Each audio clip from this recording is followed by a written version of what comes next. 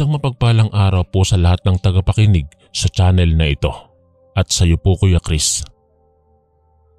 Tawagin mo na lang po ako sa pangalang Pilar. Isang babae na nagtatrabaho sa isang pabrika ng tsinelas sa isang bayan sa Negros. Taong 2001 nang mangyari ang karanasan kong ito. Dito sa amin, tahimik lang ang buhay. Pawang mababait at masipag ang aking mga katrabaho. Sa araw-araw, gumigising kami ng maaga upang makapasok sa trabaho. Mula umaga hanggang hapon, abala kami sa paggawa ng mga tsinelas. Kapag oras na ng uwian, sabay-sabay kaming lumalabas ng pabrika at naghihiwa-hiwalay na para umuwi sa aming mga tahanan. Mapayapa ang buhay namin dito. Walang ingay o polusyon mula sa aming pinagtatrabahuhan. Mabuti na lamang at ang may-ari ng pabrika ay nag-iingat sa kalikasan kaya't walang nakakalason o nasisirang tubig o hangin sa paligid. Sa araw-araw, dumadaan ng mga araw ng walang kakaiba o kahindik-hindik na pangyayari. Pero isang araw, may biglang pagbabago. May bago kaming kasamahan na pumasok sa trabaho na ang pangalan ay Andrea. Siya ang papalit sa aming dating kasamahan na nagbitiw sa trabaho. Una ko siyang nakilala nang ipakilala siya ng aking supervisor. Tinuruan namin siya ng mga basic na proseso sa paggawa ng mga tsinelas. Makikita kaagad sa pisikal na anyo ni Andrea na siya ay isang disenteng babae. Maputi siya at matangkad, na halos kasing tangkad ko. Mahaba ang kanyang buhok na kulay itim. Bagay sa kanya ang kanyang maikling palda at sapatos na suot. Sa kabuuan, maganda talaga siyang tignan. Ngunit higit sa ganda ng kanyang pisikal na anyo, ang kanyang magandang asal ang unang tumatak sa akin. Napakagaan ng kanyang pakikitungo sa aming lahat. Nakangiti lagi at malambing ang tono ng kanyang boses kapag nakikipag-usap. Galante rin siya sa papuri at pasasalamat. Halatang nagpapakumbaba siya sa lahat ng oras. Hindi nakapagtatakang naisip ko kaagad na mabait si Andrea. Sa unang araw pa lang niya sa trabaho, nakuha na niya agad ang loob naming lahat. Ngayon ko lamang naalala na iyon na pala ang unang senyales ng kanyang pagkukunwaring mabait. Sa mga sumunod na araw, lalo ko pang naging close si Andrea. Ako kasi ang madalas niyang nakakasabay kapag uuwi sa hapon pagkatapos ng trabaho. Kahit na mas nauuna siya lagi sa pag-uwi, hindi siya tumatanggi kapag niyayaya ko siyang lumabas para kumain o uminom ng serbesa. Sa tuwing magkasama kaming naglalakad papunta sa sakayan, napapansin ko na tahimik lang lagi si Andrea. Hindi siya nagsasalita kahit na ako ang madaldal sa aming dalawa. Sa halip ay nakatutok lang lagi ang kanyang mga mata sa kung anumang nakikita niya habang naglalakad kami. May isang pagkakataon na sabay kaming sumakay ng jeep. Umupo kami na magkatabi. Sa harap namin ay may mag-asawang lalaki at babae. Ang babae ay buntis.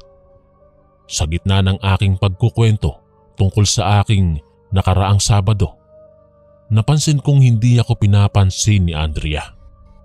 Sa halip, nakatitig lang siya ng matagal sa tiyan ng buntis ng babaeng nasa harapan namin at may kakaibang ekspresyon sa mukha niya. Pagkatapos ng ilang buwan, naging bahagi na ng aming pang-araw-araw na buhay si Andrea sa pabrika. Sa tuwing magkakasama kami ng aking mga kaibigan sa trabaho, lagi na lang si Andrea ang sentro ng aming mga kwentuhan. Malaki ang naging pagbabago na dinala niya sa aming buhay. Kahit busy sa trabaho, lagi kaming masayang kasama si Andrea. Sa tuwing break time, nakakapagkwentuhan kami ng ilang sandali. Kahit maikli ang oras ng aming pahinga, dahil kay Andrea ay hindi kami nakakaramdam ng pagod. Aliw na aliw kami sa kanyang mga kwento at biro. Ang paborito naming oras ay ang hapon, pagkatapos ng trabaho at oras na upang mag-out. Kasama namin siya lagi sa mga inuman o kainan na aming napupuntahan. Sa buong maghapon na puro trabaho, kumbaga ay daig pa namin ang alipin sa hapagkainan ni Andrea. Walang ingay na maririnig maliban sa aming mga tawanan at halakhakan. Busog na busog din kami sa kanyang mga kwento. Lagi niyang nababanggit ang kanyang buong pamilya na tila malapit na rin sa aming puso. Minsan nga, sinabi ni Andrea na malapit na ang piyesta sa kanilang baryo. Ito raw ay taunang selebrasyon para kay Santo Niño, ang patron ng kanilang lugar. Sabi ni Andrea, kasama ng kanyang pamilya ay ginagawa niya itong malaking handaan para sa lahat ng kapitbahay. Dahil sa dami ng pagkain tuwing piyesta, madalas daw silang maghanda ng ilang linggo bago ang araw na iyon. Bukod sa pagluluto ng maraming putahe, naghahanda rin sila ng maraming inumin at pansit. Napakasaya daw ng kanilang piyesta dahil buong magdamag silang nagkakasiyahan, kumakanta at sumasayaw. Sabi pa ni Andrea, kung gusto daw naming mapuntahan ng kanilang piyesta, malugod niya kaming aakayin sa kanyang tahanan. Sa totoo lang, nakiuryos ako sa sinabi ni Andrea ukol sa kanilang piyesta. Nung bata pa ako, mahilig akong dumalo sa mga kapistahan. Nakakamiss ang mga araw na iyon na puno ng ligaya at kasiyahan. Ngayon ay isang pagkakataon na naman para maranasan kong muli ang saya ng pagsasalo-salo sa isang piyesta. Kaya naman hindi ako nagdalawang isip na samahan si Andrea papunta sa kanilang baryo. Hindi ako nag-iisa. Kinausap ko rin ang aking mga kaibigan sa trabaho tungkol sa plano ni Andrea. Ang kwento ni Andrea tungkol sa kanilang tradisyonal na piyesta ay mistulang paanyaya sa aming makisaya. Kaya naman agad ding pumayag sina Ruel at Lara na samahan si Andrea sa araw ng kanilang piyesta. May isa pang kasamahang bakla na pumayag din, si Joel. 4 kaming magkakaibigan at si Andrea. Masaya kaming naghahanda para sa darating na selebrasyon. Masaya kaming lahat nang marating na namin ang baryo nila Andrea. Pagkalipas ng isang sandali, tinanong ni Andrea kung gusto namin ng mainit-init pang mga pagkain. Napagod na kasi kami sa hindi matapos na asaran at kantahan. Gamit ang kanyang magalang na ngiti, inalok ni Andrea na magpahinga na lang muna kami sa loob ng kanyang tahanan habang hinihintay ang handa niyang merienda para sa amin. Agad naman naming tinanggap ang alok ni Andrea. Sila Ruel, Lara at Joel ay nauna nang pumasok sa loob ng kanyang maliit ngunit malinis at maayos na tahanan. Sumunod ako at napahinto sa may pintuan nang mapansin ang 2 malalaking litrato ng mag-anak na nakadisplay sa sala. Doon ko unang nakita ang mga magulang at nakababatang kapatid ni Andrea. Mukhang masaya ang pamilyang ito. Bagay sila sa magandang bahay na tinitirhan nila. Napangiti ako at naalala ang sinabi sa akin ni Andrea noon na mag-isa lang daw siya sa bahay dahil nasa bakasyon ang kanyang pamilya. Si Andrea lang ba talagang mag-isa nakatira dito? Tanong ni Joel sa maliit na tinig. Napalingon siya sa malalaking larawan ng pamilya ni Andrea, sabay kibit balikat. Natawa naman ako sa kanya dahil makikita naman talaga na malinis ang buong bahay. Ilang gamit at dekorasyon lamang ang nakakalat sa ilang bahagi ng silid. Oo, sagot ko sa kanya nang nakangiti. Nagbakasyon lang naman ang pamilya niya, babalik din sila. Dagdag ko pa. Ngunit maging ako'y medyo nagtaka nang mapadaan kami ng looban papunta sa kusina kung saan naghahanda si Andrea ng putahe. Doon ay may isang nakasarang silid na napansin naming madilim ang loob. Napahinto kami sandali at sabay na napatingin sa nakasarang pinto. Bigla kaming kinabahan nang mapansin namin na nakakandado ito at maraming tali sa labas. Ano kaya ang nasa loob ng silid na yan? Tanong ni Lara sa akin. Nakatingin pa rin siya doon sa misteryosong silid na yon. Ewan ko, sabi ko. Baka closet lang yan o storage room. Huwag na nating pansinin. Sabay naglakad ako papalayo sa silid na iyon. Kahit medyo nangilabot din ako sa kakaibang pinto na nakita namin. Si Andrea naman ang nagpaalala sa amin na huwag kaming titingin doon kahit hinihikayat kaming puntahan ang lihim niyang silid. Tila ba ayaw niyang malaman namin kung ano ang tinatago niya sa silid na yon. Halina kayo, huwag na nating isipin yan. Sabi ko kay Joel at Lara na naiwan pa rin sa pagtitig sa pinto. Paulit-ulit kong pinapaalala sa sarili na normal lamang ang ganitong klaseng lugar sa bahay na may nakasaradong isang silid. Pero hindi ko alam kung bakit lagi kong naaalala ang mga misteryosong kwentong nababasa ko tungkol sa mga nakatagong silid sa lumang mga bahay na tila nagkukubli ng madilim na lihim.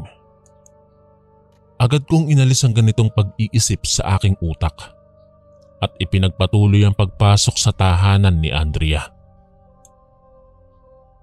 Sumapit na ang hinihintay naming araw, ang araw ng piyesta sa baryo nila Andrea. Maaga pa lang ay handa na kaming apat na bisitahin siya sa kanyang tahanan. Inaya rin namin siya na samahan kaming manood ng prosesyon at mga palabas sa daan. Ngunit tumanggi si Andrea dahil marami pa siyang ihahatid na pagkain para sa kapitbahay nila. Kaya't kami na lang ang umalis. Bitbit ang ilang pirasong pansit, bote ng suka at patis at supot ng asin. Excited na excited kaming lahat. Pero bago pa man kami makaalis, nagpaalala si Andrea na wag na daw kaming magdadala ng mga rekado. Mayroon na daw silang lahat doon kaya hindi na namin kakailanganin pa ang magdala ng mga sangkap. Tila kakaiba ang detalyeng ito, pero hindi na kami nangaspang magtanong kay Andrea. Ang alam lang namin, baka may kaugalian sila kapag may ganitong okasyon na sila mismo ang maghahanda ng mga bagay-bagay. Bukod pa roon, hindi kami magtatagal sa kalsada. Mas gusto naming makisalo sa preparasyon para sa piyesta kaysa manood ng mga palabas. Kaya't mas pinili na lang naming manatili sa bahay ni Andrea. Kaagad naming inilapag ang aming mga bitbit na pagkain sa mesa nila. Bagamat pinaliwanag na ni Andrea na hindi nakakailanganin ng mga ito, nais pa rin naming mag-ambag ng kahit konti bilang pasasalamat sa paanyayang makisalo sa kanilang piyesta. Si Andrea naman, mainit na tinanggap ang aming mga handog at nagplanong ihahalo ang mga ito sa mga putahe na niluluto niya. Kaagad naming pinuntahan ang maliit nilang kusina kung saan abala si Andrea sa paghahanda ng mga pagkaing ihahain mamayang hapon. Sumilip din kami sa oven kung saan niluluto ang lechon na handog ng isa nilang kamag-anak na bibisita rin sa hapon. Sa labas naman, nakahanda na ang maraming upuan at lamesa na gagamitin sa salo-salo.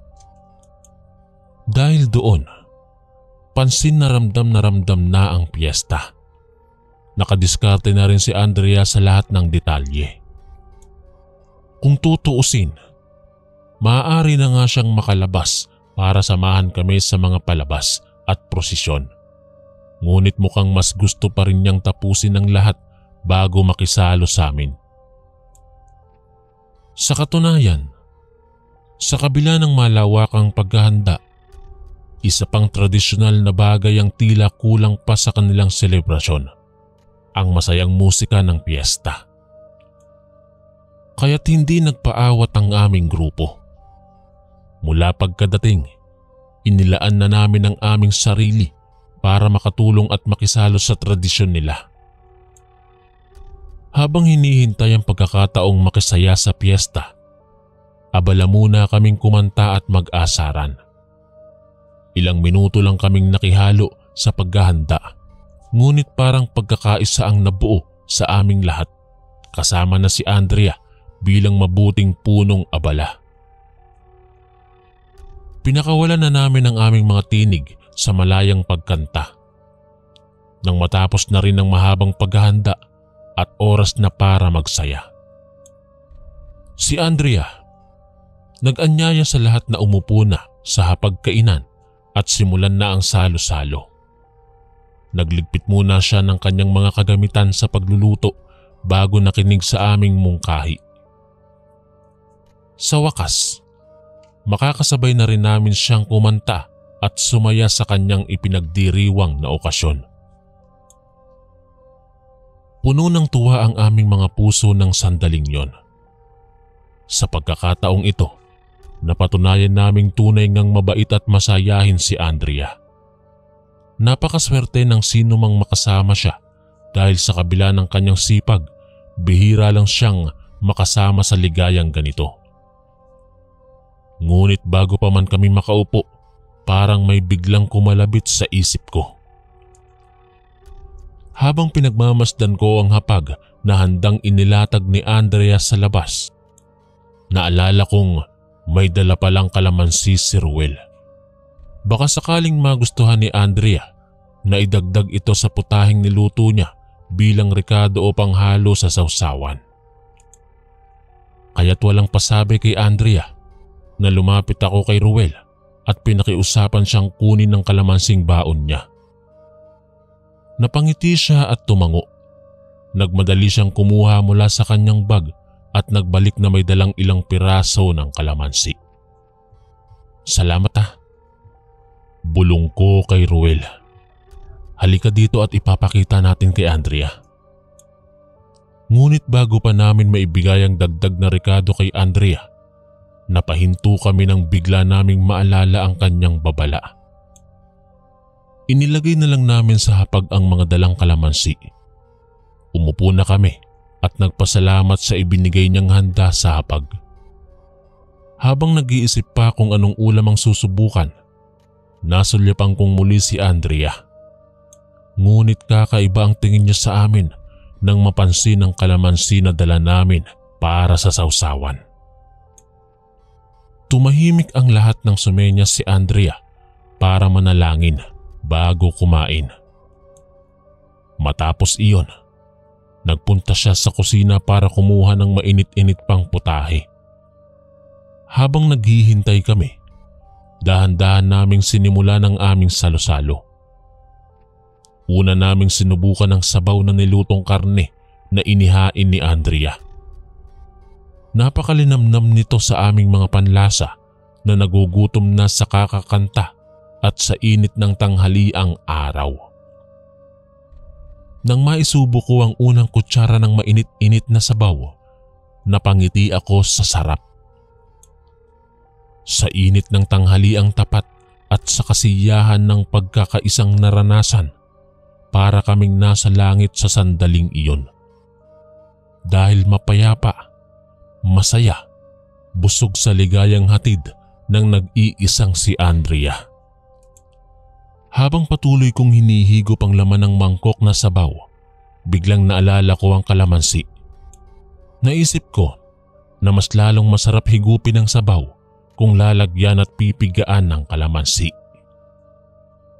Kaya naman muli kong tinawag si Ruel at ipinakita ang kanyang baong prutas na nakalagay sa gitna ng hapag.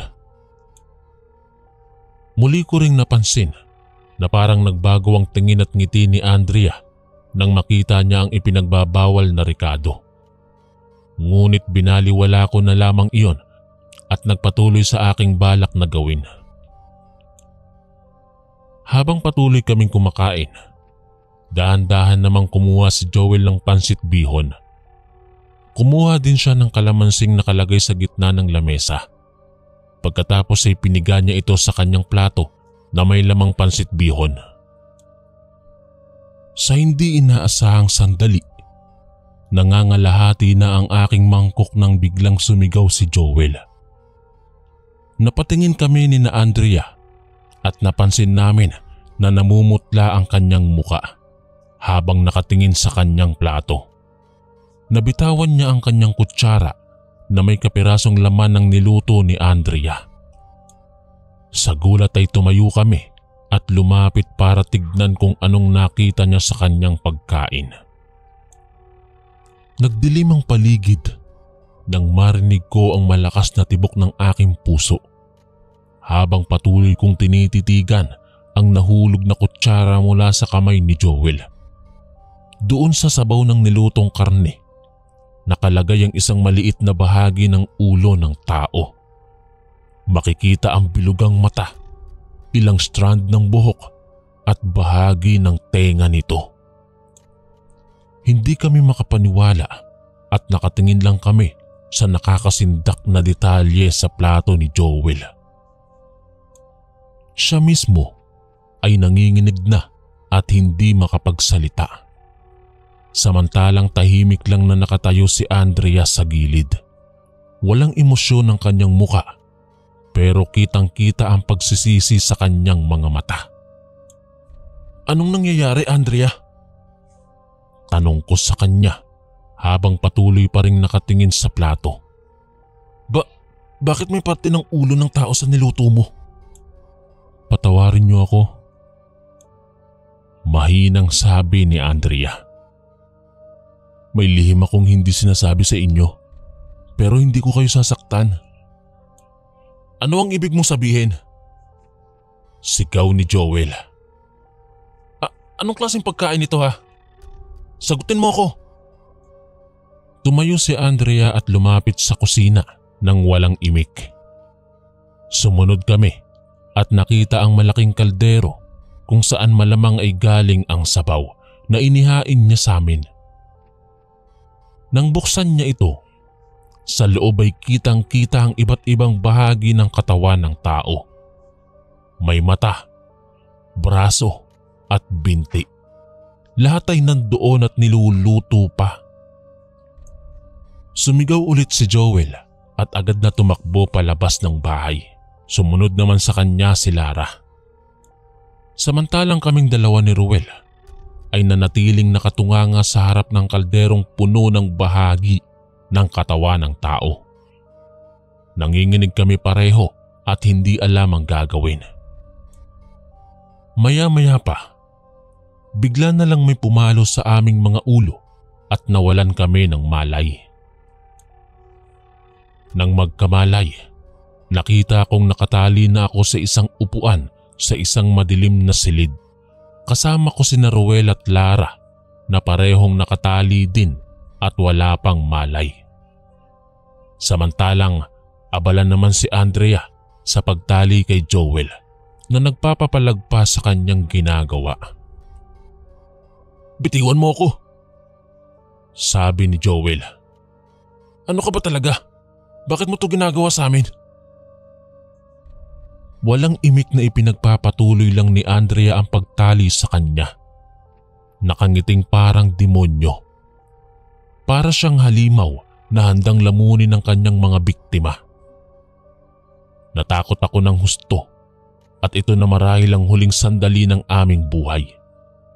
Pinagsisisihan ko na hindi ko napansin ang mga palatandaan tungkol sa tunay na pagkatao ni Andrea.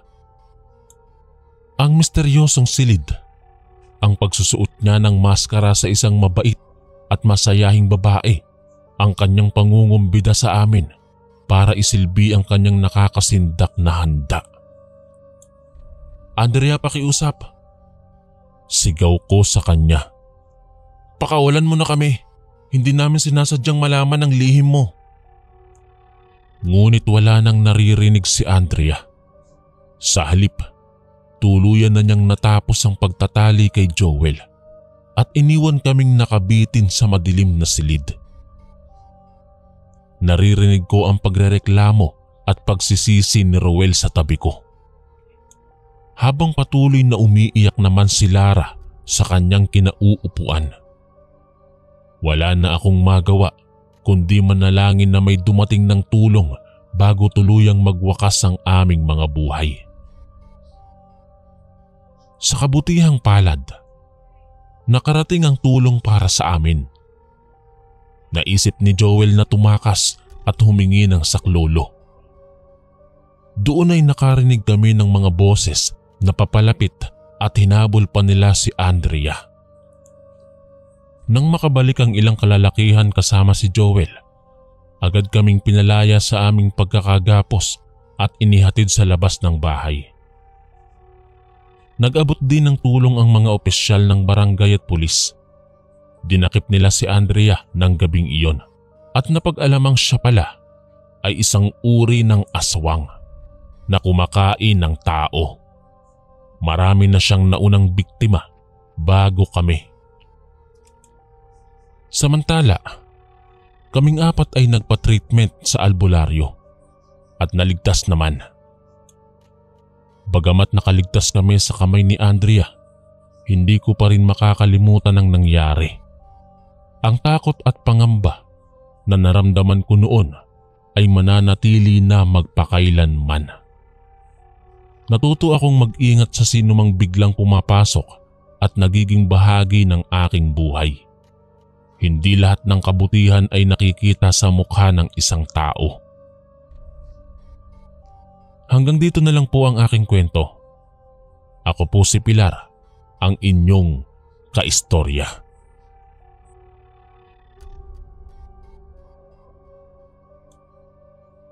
Magandang araw po, Kuya Chris. Tawagin niyo na lang po ako sa pangalang Girlie. Tagalungsod po ako ngunit pumunta kami ng probinsya ng aking mga magulang upang magbakasyon. Nais ko sanang ibahagi ang aking karanasan nung unang pagdating namin sa baryo kung saan nakatira ang aking mga tiyahin.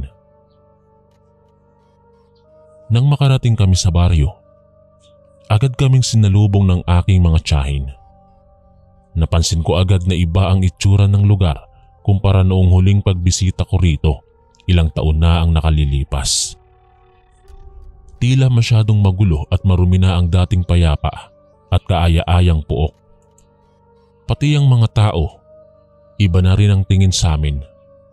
Parang may bahid ng takot at pag-aalala sa kanilang mga mata. Dinala kami kaagad ng aking mga tiyahin sa kanilang tahanan. Doon ko unang naramdaman ang panginginig ng aking mga tuhod. Bakit kaya ganito ang pakiramdam ko? May kakaiba sa lugar na ito, ngunit hindi ko maintindihan kung ano yon. Pagpasok namin sa tahanan ng aking mga tiyahin, kaagad akong dinala sa silid kung saan ako matutulog. Maingat kong tiningnan ang paligid. Puro mga sibat at sundang ang nakasabit sa mga pader. May mga bawang din na nakakabit sa mga bintana. Napansin kong nanginginig ang boses ng aking tiyahin habang binabalaan niya akong huwag buksan ang mga bintana kahit anuman ang marinig ko sa labas. Napatitig na lamang ako sa kanya at hindi makapaniwala sa sinasabi niya. Pagkatapos kong makapagpahinga, dumungaw ako sa bintana. Doon ko unang nakita ang mga taong may matang nakatingin sa amin ng puno ng pag-aalala. Hindi ko maintindihan kung bakit. Nang marinig kong nag-uusap ang aking mga magulang at tiyuhin ko tungkol sa mga aswang, doon ko naunawaan kung bakit ganoon ang tingin ng mga tao sa amin. May mga masasamang nilalang pala rito. Kaya pala, puno ng takot ang paligid. Ngunit sa kabila ng lahat, ayaw kong maniwala. Imposibleng totoo ang mga kwento tungkol sa mga aswang. Paniniwalaan ko na lamang ito kapag nakita ko mismo ang mga iyon gamit ang aking mga mata. Habang nasa labas ako, nagmumuni-muni ako. May lumapit sa akin na 2 kabataang kasing edad ko lang. Nagpakilala sila bilang mga pinsan kong sina Joby at Marvin. Mga anak daw sila ng tiyuhin kong si Jerry na nakatira sa likod ng aming bahay. Kaagad silang naging malapit sa akin. Inanyayahan pa nila akong sumama sa kanila upang ipakita ang mga magagandang tanawin sa kanilang lugar bago kami bumalik ng Maynila. Sa kagustuhang makita ang ganda ng probinsya, pumayag ako kaagad. Pagkatapos kong makilala ang mga pinsan ko, hindi na ako nagdalawang isip pang sumama sa kanila upang ipakita ang magagandang tanawin sa kanilang lugar. Sa totoo lang, namimiss ko na rin ang ganda ng probinsya. Gusto kong makitang muli ang mga bakas ng aking masasayang alaala rito nung ako'y bata pa. Kaya't kahit may kaunting pag-aalangan, pumayag pa rin ako sa alok nilang maglibot-libot. Nang sinimulan na namin ang paglalakad, agad kong napansin ang matamis na ngiti at masayang boses ni Joby habang ipinapakilala sa akin ang mga nadadaanan namin. Mukha siyang masayang-masaya sa aking pagsama sa kanila. Samantala, tahimik lang na sumusunod sa amin si Marvin. Pakiramdam ko'y may kakaibang tingin siya sa akin na hindi ko maipaliwanag. Pero mas pinili kong hindi pansinin iyon at ituon ang aking pinsan kay Joby. Matapos ang ilang minutong paglalakad, pumasok na kami sa isang gubat. Doon ko unang naramdaman ang kakaibang kaba at takot. Bakit kaya kami dumaan sa ganitong lugar? Tanong ko sa sarili ko. Ngunit bago pa ako makapagprotesta, pinakalma ako ni Joby. Sabi niya, malapit na raw ang pupuntahan namin at magugustuhan ko raw ang view doon. Kaya't pinigilan ko na ang aking mga agam-agam at pinagpatuloy ang paglalakad. Maya-maya pa, nakarating na kami sa tuktok ng isang burol na napapalibutan ng mga punong kahoy. Grabe, ang ganda talaga ng view mula rito. Makikita ang buong kapatagan at ang mga bahay sa malayo. Ngunit kahit na maganda ang view, ramdam ko pa rin ang pangambang nag-uudyok sa akin na umalis na roon. Lalo na't papalubog na ang araw at malapit nang magdilim. Gusto ko nang umuwi pero ayaw pa ni Joby. Sinabi niyang mas maganda raw ang sunset sa viewpoint na yon, kaya dapat hintayin namin hanggang sa huling sinag ng araw. Medyo nag-aalangan ako, pero syempre ayaw kong masira ang excitement niya, kaya pinilit kong kalmahin ang aking loob. Habang hinihintay ang sunset, bigla akong napaisip. Kilala ko ba talaga sina Joby at Marvin? Hindi ko maalala na may mga pinsan akong ganoon ang pangalan. At bakit ba sila ganoon kadaldal sa akin? Samantalang ngayon ko pa lang sila unang nakilala. Parang may mali. Ramdam na ramdam ko sa aking kalooban na may mali. Ngunit huli na ang lahat nang biglang lumubog na ang huling sinag ng araw at tuluyan ng nagdilim. Katakot-takot na agam-agam ang pumuno sa aking isipan. Paano kung hindi talaga nila ako pinsan? Paano kung may masamang balak sila sa akin? Ano ang mangyayari sa akin ngayong gabi? Nang tuluyan ng lumubog ang huling sinag ng araw, sinimulan ng takot na lamunin ang aking puso. Hindi ko maintindihan pero ramdam na ramdam ko ang panganib sa paligid. Tiningnan ko ang aking mga pinsan. Ngumiti si Joby sa akin. Ngunit kakaiba ang ngiti niya. Parang nang aasar at mapanlin lang. Samantala, nakatingin lang si Marvin sa malayo na tila hinahanda ang sarili sa isang bagay na hindi ko alam. Pinsan, uwi na tayo. Pakiramdam ko delikado rito. Mahina akong sambit kay Joby. Ngunit hindi siya napukaw sa aking pakiusap. Tumawa lang siya ng malakas na para bang may ipinagdiriwang. Delikado? Bakit naman? Masaya pa naman tayo rito ah. Sagot niya sa akin. Pero sa kabila ng kanyang matamis na tono, ramdam kong may bahid ng pang-aasar at pangungutya ang boses niya. Tiningnan ko si Marvin para humingi ng tulong. Ngunit tumalikod lang ito at umalis na para bang ako'y iiwan sa kamay ni Joby. Nanginginig na ako sa takot habang pinapanood siyang lumalayo. Hoy Marvin, saan ka pupunta? Sigaw ko. Ngunit hindi siya lumingon. Patuloy lang itong naglakad palayo hanggang mawala sa aking paningin. Napatingin ako kay Joby. Ngumiti ulit ito sa akin. Ngunit ngayon ay makahulugan ng ngiti. May bahid ito ng kalokohan at masamang hangarin na nagpataas ng aking balahibo. Ano bang gagawin mo, Joby? Sino ka bang talaga? Tumawa ulit siya ng malakas bago sumagot. Wala kang pakialam kung sino ako. Ang mahalaga, nandito ka na, mag-isa, kasama ko, at wala nang makapipigil pa sa amin.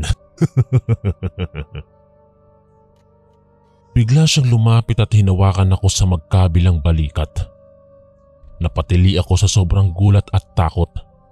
Tinulak ko siya palayo, pero sobrang lakas ng hawak niya sa akin. Pakawalan mo ako. Tuturuan kita ng leksyon pag nakalaya ako rito. Banta ko habang nanginginig. Ngunit hindi ito natakot sa salitang binitawan ko.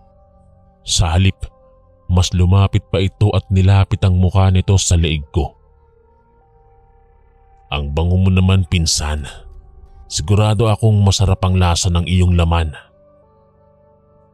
Sabi nito at napatigil ako sa takot nang marinig iyon. Parang nanlamig ang buong katawan ko. Ngumiti ito ng mapanlin lang bago dahan-dahang inilapit ang kanyang mga ngipin sa aking liig. Unti-unti ko nang nararamdaman ang panginginig ng aking mga tuhod. Tulungan niyo po ako. Dasal ko sa aking sarili. Ngunit wala nang makakarinig sa akin sa gitna ng dilim na iyon. Isang malakas na sigaw ang aking pinakawalan bago tuluyan akong mawalan ng malay. Unti-unting bumalik ang aking malay at naramdaman kong nakahiga ako sa malamig na lupa. Napatingin ako sa paligid at nakitang nasa gilid pa rin ako ng burol kung saan ako dinala ng aking mga pinsan. Napatingin ako sa langit at nakitang medyo madilim na. Mga ilang oras na yata ang nakalipas mula nang mawalan ako ng malay. Pero bakit ako ay buhay pa at nasaan sina Joby? Dahan-dahan akong tumayo at napansin kong may sugat ako sa leeg kung saan ako kinagat ni Joby kanina. Pero salamat sa Diyos at may dumating upang iligtas ako bago pa niya ako tuluyang masaktan. Subalit sino ang tumulong sa akin? Sina Joby at Marvin kaya na totoo kong pinsan? O may iba pang taong dumating upang sagipin ako? Ang daming tanong na pumupuno sa aking isipan. Dahil mukhang lumalalim na ang gabi, napagdesisyonan kong umuwi na lang. Hindi ko alam kung saan ako pupunta kaya minabuti kong bumalik na lamang sa daang tinahak namin kanina. Nang makarating ako sa bayan, puro nakapatay na ang ilaw ng mga bahay. Tahimik na tahimik din ang kalsada. Parang nakakatakot dahil tila ba ako'y mag-isa lang sa buong lugar. Maya-maya pa'y nakarating din ako sa aming bahay.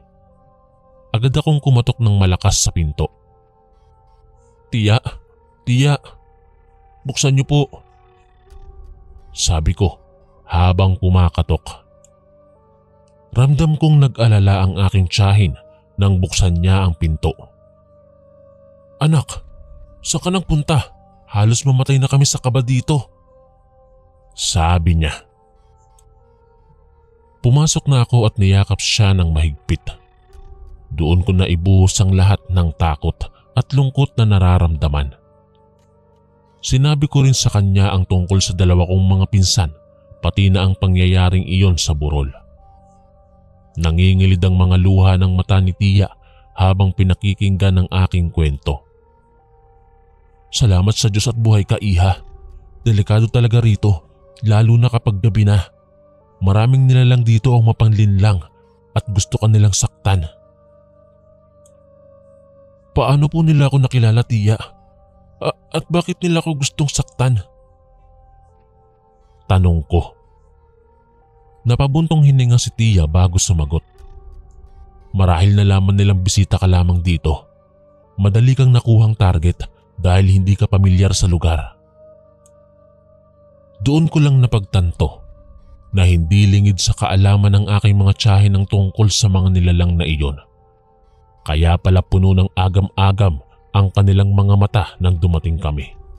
Alam nilang delikado para sa amin ang lugar na ito. Lubos akong natatakot ngayon. Paano kung bumalik sina Joby upang saktan ako? Paano kung hindi ko na makayanan pang haraping muli ang ganong karanasan? Nanginginig kong iniisip kung ano ang maaaring mangyari sa mga susunod na araw. Ngunit sa ngayon, nagpapasalamat na lang ako sa Diyos sa pagligtas niya sa akin ng gabing iyon. Kinabukasan, maingat akong umalis ng aming bahay patungo sa palengke kasama ang aking tiyahin. Kahit umaga, ramdam ko pa rin ang panginginig ng aking mga tuhod. Bawat kilos at galaw ko'y may pag-aalinlangan at pangingimi. Habang naglalakad kami, naririnig ko ang mga bulungan ng ilang matatanda sa tabi ng daan. Dayo sila rito. Delikado. Sabi ng isa. Sana'y hindi sila maghapong naiiwang mag-isa. Dagdag ng isa pa. Doon ko napagtantong hindi pala lingid sa kaalaman ng mga tao rito ang tungkol sa mga mapanganib na nilalang. Mukhang sanay na sila, pero puno ng pag-aalala para sa mga hindi pag-aanong nakaalam tulad ko. Pagdating namin sa palengke, tumiretso kami sa pwesto ng isang matandang babae na tila matagal nang nakatira doon. Binati namin siya. Magandang umaga po. At ngumisi siya ng mapait. Kayo ang mga panauhin ni Kapitana, hindi ba? Mag-iingat kayo rito. Doon ko napagdesisyon ng alamin mula sa kanya ang tungkol sa mga nilalang na aking nakasalamuha kagabi. Umandar ang aking bibig nang wala sa oras. Kilala niyo po ba sina Joby at Marvin?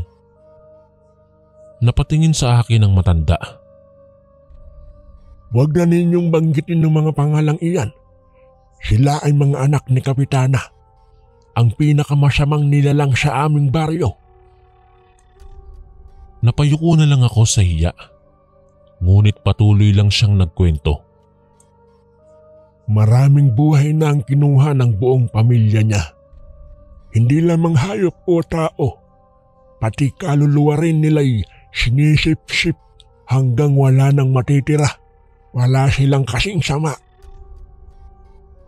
Doon ko naunawaan kung bakit ganoon na lamang kung katakutan ng lahat ang pamilya ni Kapitana. Sila pala ang salarin sa lahat ng kamalian sa baryo nila. Kaya pala gusto akong lamunin nila Joby at Marvin. Bilang mga anak ni Kapitana, namana rin nila ang hilig nilang pumatay at kumain ng tao. Nanginginig akong nagpaalam sa matandang babae. Habang naglalakad pa uwi, nag-iisip ako kung paano ko mapoprotektahan ang aking sarili. Paano kung bumalik sila Joby upang guluhin ako? Handang-handa na ba akong harapin silang muli? Natatakot man, sinabi ko sa sarili ko na this time magiging handa ako. Hindi na nila ako madadali. Pagbabayaran nila ang ginawa nila sa akin at sa maraming inosenteng buhay na kinuha nila. Hihintayin ko silang muli sa dilim ng gabi at pagdating ng tamang panahon, idedehado ko silang lahat. Susugurin ko sila at ipapakita kong hindi nila ako dapat ginambala. Abangan nila ang pagbabalik ng kanilang pinsan. Sumapit na naman ang gabi. Pero ngayon, hindi na ako natatakot. Nakahanda na ako kung sakaling bumalik sina Joby upang guluhin ako. Maingat kong sinuri ang paligid bago lumabas ng bahay. May dala akong patalim na nakuha ko sa kusina ng aking tiyahin. Ito ang magiging sandata ko sakaling may sumugod na masama. Tahimik ang gabi. Walang ingay maliban sa tunog ng mga kuliglig at maliliit na hayop sa paligid. Mukhang wala pang nakakapansin sa akin. Pero alam kong darating din sila. Handa lang akong maghintay. Maya-maya pa, biglang may narinig akong yapak ng mga paa sa likod ko. Lumingon ako at nakitang papalapit sina Joby at Marvin. Ngumiti ng nakakaloko ang dalawa. Hinawakan ko ng mahigpit ang aking dalang patalim. Bumalik ka pala pinsan. Bati sa akin ni Joby. Namiss mo ba kami? Tumawa sila ng malakas pero hindi na ako nanginginig tulad ng dati. Baka kayo, namiss niyo ako. At dahil nandito na kayo, oras na para turuan ko kayo ng leksyon. Sagot ko ng may tapang. Biglang kumunot ang mga noo nila at mukhang nagulat sila sa bagong tapang na ipinamalas ko. Ngunit maya-maya'y ngumiti ulit sila. Sigurado kang handa ka na. Tingnan natin kung gaano katapang ang bibig mo pagkatapos naming durugin ang iyong buto at laman. Hamon sa akin ni Marvin. Humakbang sila papalapit pero hindi ako umatras. Sa halip, inilabas ko ang aking patalim at tinutok ito sa leeg ni Joby. Isa pang galaw nyo, hindi na kayong muling makakangiti pa. Banta ko sa kanila. Napaurong sila. Halatang gulat sa aking kinilos. Anong kalokohan ito? Paano mo nakuha yan? Sabi ni Joby at ngumisilang ako. May paraan ng lahat kapag gusto mong protektahan ang sarili mo. At katulad ng sinabi ko kanina, tuturuan ko kayo ng leksyon. Dahan-dahan kong inilapit ang patalim sa leeg ni Joby. Naramdaman kong nanginginig ito sa takot. Hoy! Sandali lang. Pakawalan mo kami. Hindi na naming uulitin pa. Pakiusap nito. Ngumiti ako ng mapait.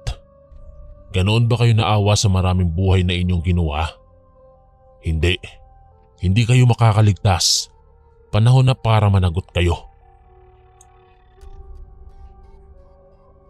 Kinabukasan, wala nang balita tungkol kina Joby at Marvin. At mula noon, tahimik na ang baryo tuwing sasapit ang gabi. Pagkalipas ng ilang araw, dumating na ang oras para sa amin ang aming paglisan sa probinsya at bumalik na sa lungsod. Marami akong natutunan sa maikling panahon na pamamalagi namin doon.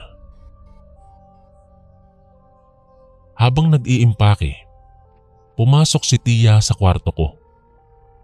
"Iha, bago kayo umalis ni nanay at itay mo, mayroon akong kailangang sabihin sa'yo." Paninimula niya. Tiningnan ko siya at hinintay ang kanyang sasabihin. "Alam kong maraming kakaibang pangyayari ang naranasan mo rito at alam din naming hindi madali para sa'yo ang lahat ng iyon." Dugtong pa ni Tia. Tumango lang ako bilang sagot. Totoo naman, masasabi kong ito ang pinakamalaking hamon na hinarap ko sa aking buhay. Maraming beses akong natakot at nalagay sa panganib. Pero sa kabila ng lahat, pinakita mo sa amin na malakas kang tumindig para sa iyong sarili. Hindi ka basta nadadali ng takot. Alam kong makakaya mo ring harapin at labanan ang anumang hamon sa inaharap.